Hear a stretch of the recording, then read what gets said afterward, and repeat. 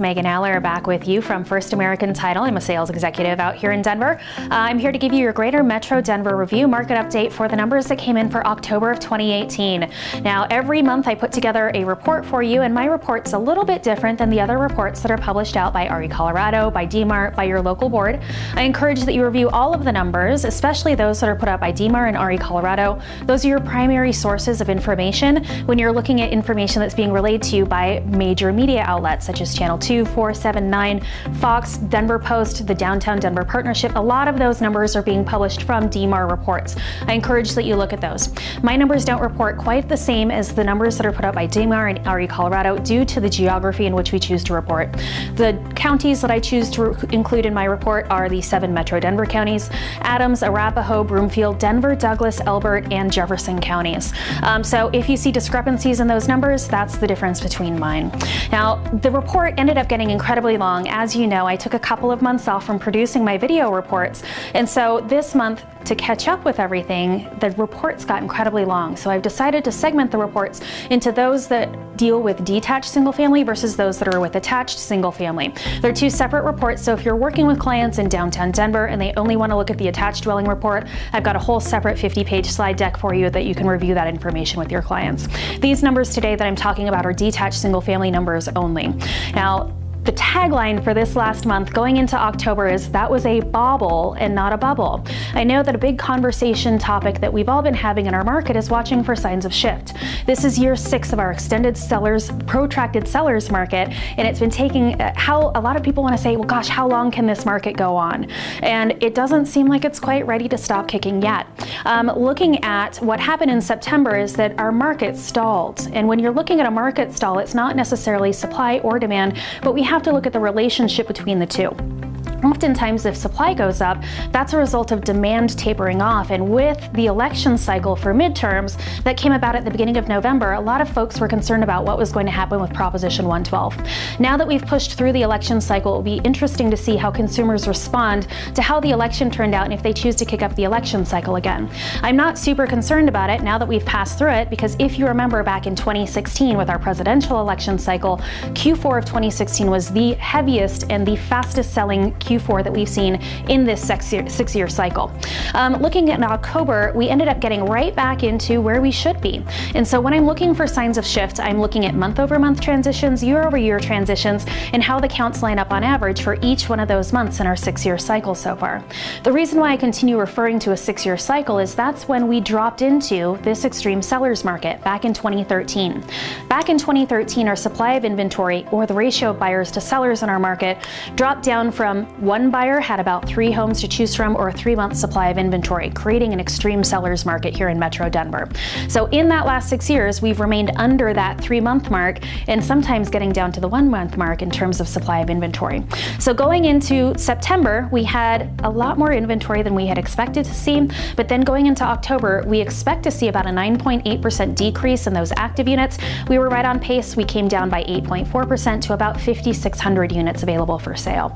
Keep in mind that at the peak of our market back in 2006, we had 36,000 active units in our marketplace. So we are far short of the same place that we were when we were at the peak of our last market cycle.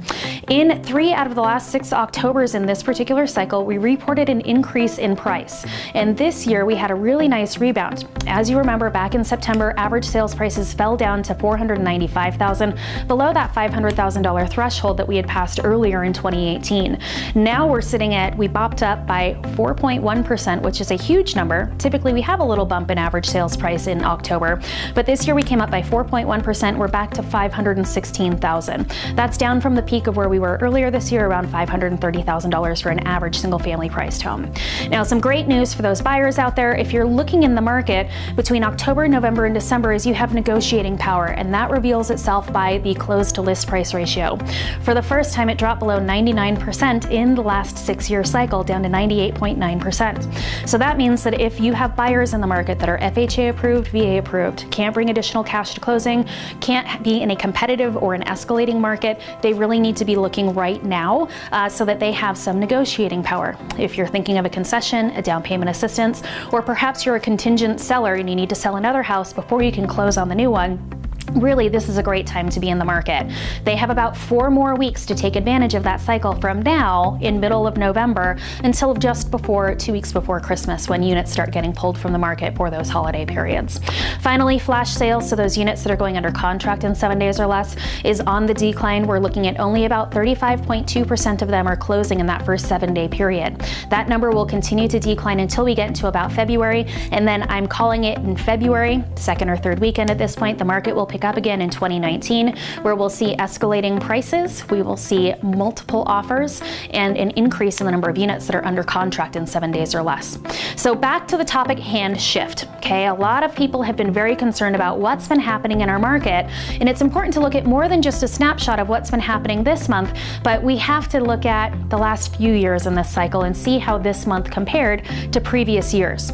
And looking at those month-over-month transitions, rather than looking at them as a percentage change, what I'd like to do is average out what we would expect to see over the last 6 years in this cycle, month by month, to show you that our market, what happened in 2018 was our demand was absorbed early into the marketplace. So what happened with active counts, what you're looking at here is our market conditions watching for shift. This is the monthly average active count from 2013 through 2017 versus what happened in 2018. So the light blue bar in this graph represents what happened in 2018, and the dark blue bar represents the average active count that we would anticipate based off of the last 6 years in this cycle. So if that light blue bar is shorter than the dark blue bar, that means that we had fewer active units in our market. So we've been talking about shift, and in order for shift to occur, we would need to have a lot more inventory in our market.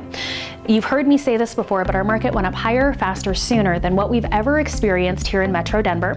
That means that buyers were coming out of the woodwork and fewer homes were listed at the beginning of the year, so our supply side was short.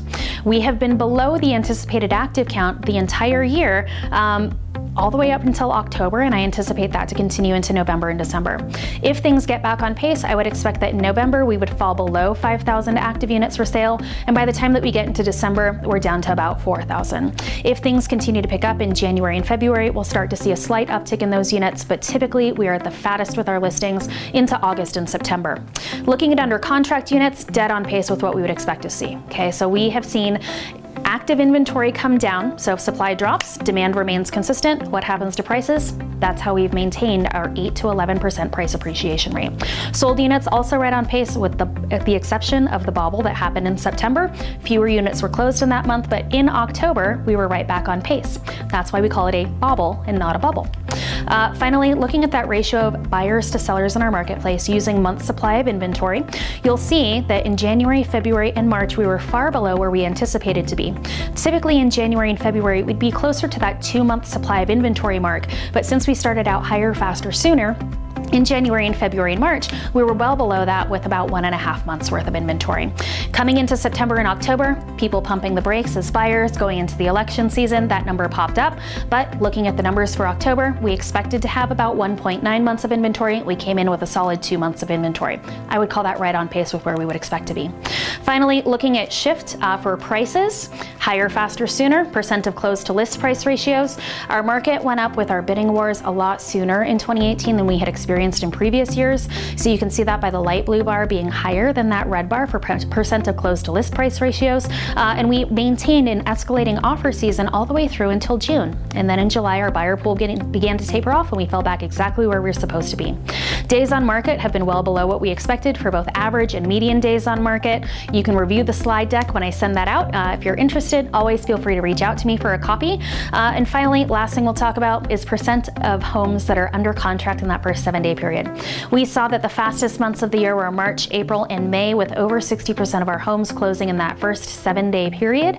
And now we're right back on track, August, September, October, down to about 35% of the units are under contract in that first 7-day period. We will continue to remain around that 30% mark until February, where in that second or third weekend in February, we are likely to pick up and see multiple offer season kick off in Metro Denver. So thank you so much for tuning in. It's good to be back and to see you all again. I hope that if this helps you get more buyers and sellers under contract, that we'll have the opportunity to meet those buyers and sellers at First American's closing tables. If you would like to get a copy of this report, you are welcome to email me. Here's all of my contact information, maller, A-L-L-E-R, at firstam.com, firstam.com, or 720-229-6641. We'll see you soon.